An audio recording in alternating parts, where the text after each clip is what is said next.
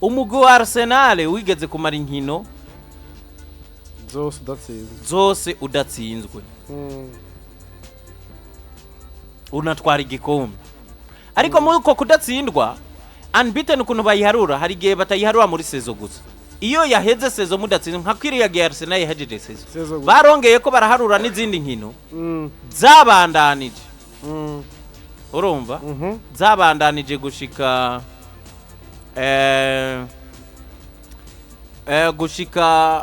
batsinzwe no kuvuga no mu yindi sezo barongera ko baraharura ariko hano batweretse ekipe yigeze kumara imatch nyinshi idatsinzwe iri à l'extérieur ibambe iri muhira urumva Arsenal yigeze kumara inkino 35 urumva idatsindiwe muhira kuva 2004 gushika 2005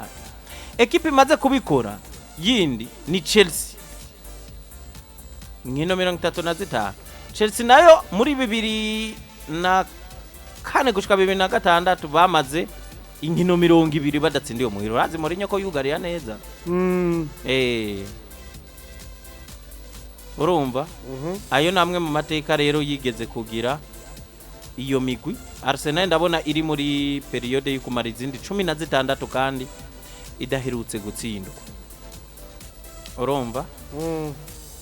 iyi serie y'amantu uzenya ibigize aho ubonera rero ko Premier League kiki igoye kuri iyo question ya unbeaten nk'ubu kuri journée yari yakangahe iyi journée yari y'icenda kuri journée y'icenda ikipe zisigaye zitaratsindwa n'izibiri zonyene Londres kandi amajaruguru ya Londres muri Premier League ni Tottenham na Arsenal zonyene umva ukuntu bigoye biba bigoye ntibiba vyoroshe biba bigoye pe ekipe ziba zifise equilibre idasanzwe haba harimwo mugabo naka kandi bavuga ngo mu mashampiyona canke mu mupira w'amaguru muri rusangi difference y'imigwi yagiye